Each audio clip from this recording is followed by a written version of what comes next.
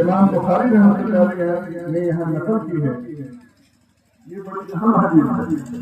اور جب باب قائم کیا گیا ہے، باب عنوان شرط جو اس کا عنوان ہے، کہا گیا فقہ البخاری کی تراجم، امام بخاری رحمۃ اللہ علیہ کا سارا کا سارا تفقہ وہ ان کے ترجمے میں ہے، جو ہیڈنگ اور جو عنوان قائم کرتے ہیں اس کے اندر انہوں نے یہ عنوان قرآن مقدس کی ایک آیت ہے، ہم قیامت کے انصاف کے لیے ترازو، جسٹس کے لیے ترازو رکھیں، وہی آپ کو احکام سارے کے سارے اندر کے دور میں آئے۔ اب اخیر میں آپ کو کہا جا رہا ہے کہ آپ آزاد نہیں، آپ مادر قدرت آزاد نہیں ہیں، بلکہ آپ کے ایک ایک عمل کا حساب ہوگا، ایک ایک مولوی کا، ایک ایک اقدار کا، ایک ایک تاجر کا، ایک ایک مدرس کا، ایک ایک ناظم کا، ایک ایک لیڈر کا، ایک ایک سربراہ کا، ایک ایک فرد کا حساب ہوگا۔ اور وہ حساب کیسے ہوگا کہ وہاں ایک ترازو ہوگا اور وہ ترازو غلطی نہیں کرے گا۔ قرآن مقدس کی آیت کو لانے کا مطلب یہ ہے کہ یہ بات امام بخاری رحمۃ اللہ علیہ اپنے الفاظ میں نہیں کہی ہے، قرآن مقدس کے الفاظ میں کہی ہے، اور قرآن مقدس سے تاریخ بیان کیا ہے۔ یہ لفظ جو بیان کیا گیا ہے القسطاس مذاہب، مشہور تابعین ہیں، وہ کہتے ہیں کہ القسطاس العدل، یہ جسٹس کو، نیاز کو اور انصاف کو کہتے ہیں، یہ رومی زبان سے لایا گیا ہے۔ آپ یہاں دیکھیں گے کہ یہاں اور رومی زبان کیا بات ہے۔ پہلی بات تو یہ سمجھ لیجیے کہ دنیا کے اندر جتنی بھی زبانیں ہیں سب کا خالق اللہ ہے، انسان کا خالق اللہ، اور انسان جو زبان بولتا ہے اس کا خالق اللہ ہے۔ انسان کا خالق اللہ، یہ دماغ جو اللہ تعالیٰ نے دیا ہے اس کا خالق اللہ۔ یہ اتنا عجیب و غریب دماغ ہے، آپ کو پتا ہے کہ ہمارے اور آپ کے پاس یہاں پر جو ڈکلوڈر ہے، جو میموری ہے، وہ اتنی بڑی میموری ہے کہ اس کو فلم میں تبدیل کر دیا جائے تو 300 سال تک یہ فلم چلتی رہے گی اور ختم نہیں ہوگی۔ یہ عجیب و غریب دماغ جب اپنے جذبات، خواہشات اور باتوں کو دوسرے کی طرف اس زبان سے منتقل کرتا ہے تو وہی زبان بن جاتی ہے، اور یہ زبان مختلف علاقوں، مختلف خطوں کے اندر مختلف ہوتی ہے۔ ایک جگہ سے آنا جانا، ایک جگہ سے پڑھنا لکھنا، دوسری جگہ ایک جگہ سے معاملات، دوسری جگہ ان بنیادوں کے اوپر ایک زبان دوسرے زبان پر اثر انداز ہوتی ہے۔ قرآن مقدس کے اندر بھی آپ کو بہت سارے الفاظ وہ ہیں جو دیگر زبانوں میں کہے گا اللہ خالق ہے کیا؟ اس کا جواب نہیں ہے، اللہ بلا شبہ خالق تھا، لیکن دیگر زبانیں جو تھی وہ بھی اللہ کی، اور عربوں میں انہیں اختیار کیا گیا تھا، قرآن نے ہمیں مسترد نہیں کر دیا۔ یہ بتایا جا رہا ہے کہ زبان کی بنیاد پر تعصب نہیں ہونا چاہیے، ایک بھاگ نہیں ہونا چاہیے۔ ساری کی ساری زبانیں اللہ تعالیٰ کی پیدا کرتا ہے، تخلیق کرتا ہے۔ القسطاس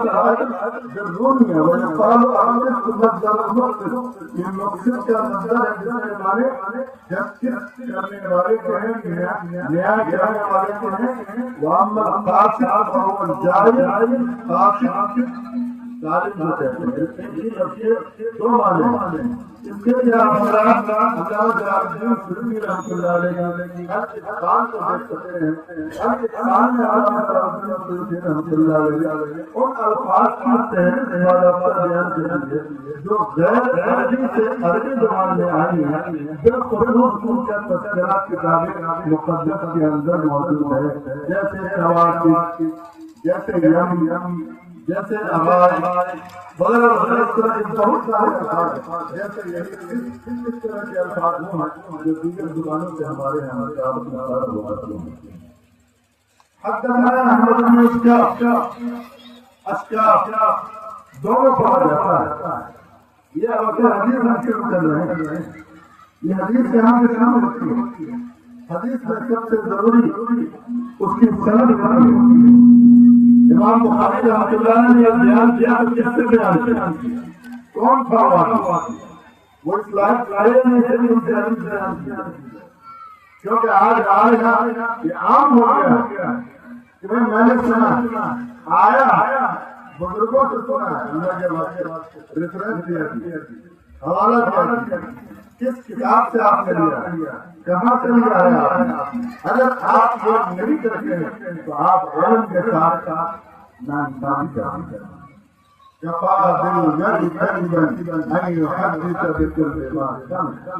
انسان کے جھوٹا ہونے کی بات کیا ہر مقام بولتا ہے ہر سنن کا اور بالخصوص جب حدیث رسول کا معاملہ آتا ہے تو ہر کسی کو محتاط ہونا چاہیے پتہ نہیں کس میں لفظ تو نہیں ہو رہی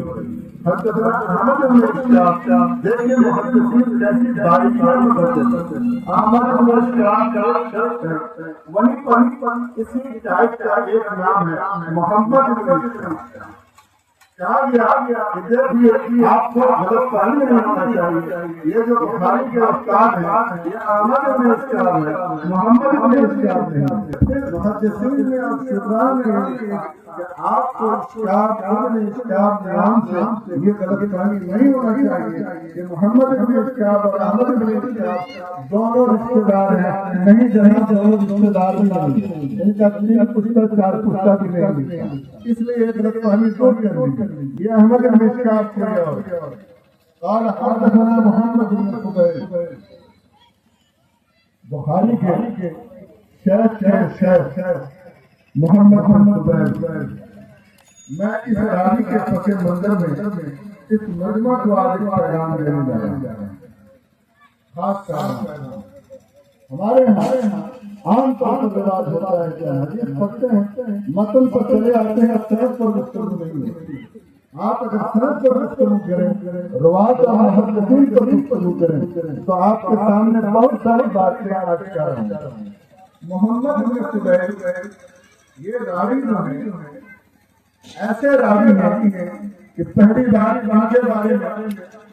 ناقدین نے لکھا صدوق عاری ان کے بارے میں امیر المؤمنین کی حدیث حجت اس طرح کے الفاظ مجھے نہیں ہوں گے لیکن جہاں تک میں نے مطالعے کے دوران دیکھا ہے مجھے نہیں صدوق عاری اب یہ صدوق کا لفظ کس کے لیے استعمال کیا جاتا ہے معلوم یہ ہوا کہ کہیں بخاری ان راویوں سے بھی روایت کرتے تھے جو محدثین کی ٹیکنیکل اور فنی اصطلاح میں حسن کے ذریعے سے دوسری بات میں آپ کو بتانا چاہ رہا ہوں کہ محمد بن فضيل وہ راوی ہیں جن کے بارے میں رہنے والے ہیں کوفہ ان کے بارے میں یہ کہا گیا کہ یہ شریعت سے متاثر تھے دھماکہ نہ ہو آپ تعجب نہ کریں حیرت نہ کریں مبہوت نہ ہو ذرا سوچ لیجیے سمجھ لیجیے میں جو بات کہہ رہا ہوں بہت سوچ سمجھ کے کہہ رہا ہوں بخاری کے راوی وہ ہیں محمد بن فضيل جن کے اوپر شیعہ ہونے کی تہمت اور حقیقت میں یہ شیعہ ہیں ان کے محدثین نے لکھا ہے کہ تشیع اب نرم تشیع گرم تشیع کیا ہوتا ہے کیا بولنا چاہیے میں امام بخاری رحمۃ اللہ علیہ کے اس طرز بیان حدیث سے آپ کو ایک پیغام ہے امام بخاری رحمۃ اللہ علیہ صرف ایک یہی راوی نہیں کیا تقریباً 3 درجن ایسے راوی بخاری شریف کے اندر علامہ جلال الدین سیوطی رحمۃ اللہ علیہ نے تدریب الراوی کے اندر کتابوں کا نام بنا کہ وہ راوی جن کا مسلک امام بخاری کے مسلک سے الگ تھا کیا مطلب آج ہم دیکھتے ہیں یہ حنفی ہے وہ کون ہے بھائی وہ ترفی ہے ذرا دور آگے بھائی وہ مالکی ہے تھوڑی دور اور رہ جائیے وہ کون ہے بھائی تو اس کے اندر بدعت ہے پوری ٹھیک کر لی. امام بخاری رحمۃ اللہ علیہ آپ کو یہ پیغام دے رہے ہیں مسلک و مشرب کا اختلاف، آرا کا اختلاف، اجتہادی امور میں اختلاف، تقلیدی مسائل میں اختلاف، مسلمات اصول اور مبادیات کے الگ الگ جزیات کے اندر اگر اختلاف ہے اور بنیاد پر کوئی ایک منہج فکر بن جائے، اگر آپ کسی سے نفرت کرتے ہیں یہ نہ اس چیز نے امت کو توڑ دیا، بکھیر دیا، ٹکڑوں میں کاٹ دیا. آج امت کو جتنا نقصان اس مسلک کے اختلاف سے، افکار کے اختلاف سے، ہمارے دماغ ہضم کیا کرتے، برداشت کیا کرتے. ابو حاتم رازی کا نام سنے ہیں؟ ابو حاتم رازی نے امام شافعی کے بارے میں لکھا کہ بہت بڑے فقیر کو تھے، حدیث نہیں آتی. اب کیا کہیں ہمارے رجال اور سیر کی کتابوں میں ابو حاتم رازی کا وہی نام اور محمد بن علی شافعی رحمۃ اللہ علیہ کا وہی نام. اس کے باوجود آرا کے اختلاف میں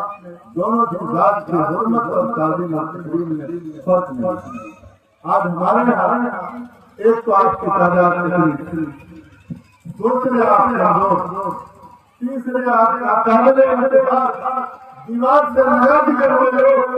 وہ لوگ ضرور زمین پر ان کا کوئی باری نہیں ہاتھ نہیں، وہ آج متصرف ہے. اگر یہ بات ہوتی تو امام بخاری رحمۃ اللہ علیہ اپنے سے خلاف مسلک والے سے روایت جگہ نہیں دیں. آج امت کو جوڑنے کی ضرورت، متحد کرنے کی ضرورت. یہ اتحاد کسی کے لیے خطرہ نہیں ہے، یہ اتحاد ملک بنانے کے لیے، یہ خطہ بنانے کے لیے، لوگوں کے استحکام کے لیے ہوگا، لوگوں کے معاش کی بہتری کے لیے ہوگا. آج وہ قوم جماعت اسلام الحمدللہ اجلامیہ یہ حامل ہے، آج وہ کتنے خطوں اور کتنوں ٹکڑیوں کے اندر چھوٹی ہوئی ہے. بخاری آپ کے پہلے ہیں اس کو ایک الگ ہمارا کام مشہور محدث ہیں اور اصحاب صحابہ نے ان سے حدیث نقل کی. نبی ذرا مشہور راوی ہیں، ان کے مجھے نہیں لگتا ہے کہ ایسے محدث ہیں جو قابل ذکر ہو روایت حدیث بیان نہیں کی ہے. نبی ہریرہ رضی اللہ تعالیٰ عنہ آج موقع ملتا کہ ابو ہریرہ رضی اللہ تعالیٰ عنہ کی فضیلت کے اوپر کلام کروں، یہ موقع نہیں ہے. نبی ہریرہ رضی اللہ تعالیٰ عنہ قال صلی اللہ علیہ وسلم آپ صلی اللہ علیہ وسلم نے فرمایا کلمتان حبیبتان الی الرحمن، دو کلمے ایسے ہیں جو اللہ کو بہت پسند ہیں، زبان پر بہت ہلکے ہیں، ترازو میں بہت ترازو کے اندر بہت بھاری ہیں. میرے عزیز اور بزرگوں، ہماری ایک ضرورت جسم کی، یہ آپ کی بات ہے، بہت زیادہ ضرورت ہے. ہمارے جسم کی ضرورت یہ ہے کہ ہمیں چپ چاہیے، ہم باہر نہیں رہتے، خاص بات کے لیے ہمیں چپ چاہیے. ہمارے جسم کی ضرورت یہ ہے کہ ہمیں کپڑا چاہیے، ہمارے جسم کی ضرورت یہ ہے کہ ہمیں بھوک لگتی ہے، ہمیں دانا چاہیے. ہمارے جسم کی ضرورت یہ ہے کہ ہمیں پانی چاہیے، ہمیں پیاس لگتی ہے. ہمارے جسم کی ضرورت یہ ہے کہ جب بیمار ہو تو دوا چاہیے. ہمارے جسم کی اور بھی بہت ساری ضروریات ہیں میرے عزیز اور بزرگوں، لیکن اصل ہمارا جسم نہیں. جس طرح جسم کے اوپر یہ لباس ہے، یہ لباس جسم کو ڈھانکے ہوا ہے، اسی طریقے سے ہمارے پاس ایک بہت قیمتی شے ہے اور وہ اس کا نام روح. وہ روح سمجھیے کہ جسم کے گوشت اس روح کا احاطہ کیے ہوئے روح کے لیے لباس ہے، اس روح کی ضرورت ہے. اس کی بھی کچھ غذا ہے، اس کے بھی کچھ تقاضے ہیں، اس کا بھی کھانا ہے، اس کو بھی بھوک لگتی ہے، اس روح کو بھی پیاس لگتی ہے، لیکن اس کا کھانا دال بھات نہیں، گوشت نہیں، عزیز اور بزرگوں، اس کا کھانا ذکر الہی، اس کا کھانا نیک اعمال، اس کا کھانا اچھا شعور ہے، ایمان ہے، جذبہ صالح ہے، تعاون اور بر ہے۔ میرے عزیزوں اور بزرگوں، یہ چیزیں روح کی غذا ہیں، روح کو آپ غذا دیں گے، یہ جسم جیسا بھی رہے جل جائے گا، سڑ جائے گا، مٹ جائے گا، ختم ہو جائے گا۔ بڑے بڑے حسین و جمیل، بڑے خوبصورت، بڑے ناز و انداز سے پلے ہوئے ایسے لوگ جو قدموں کے اپنے پاؤں کو زمین پر نہیں رکھتے تھے، جن کے لیے پھولوں کی سیب چلی رہتی تھی، جن کے لیے خواب اور اطلت اور نگاہی لکھا ہوا کرتا تھا، جو ناز و نعم کے خلوت کا انداز خوبصورت سیدھا سے جامع سے اور جانب نظر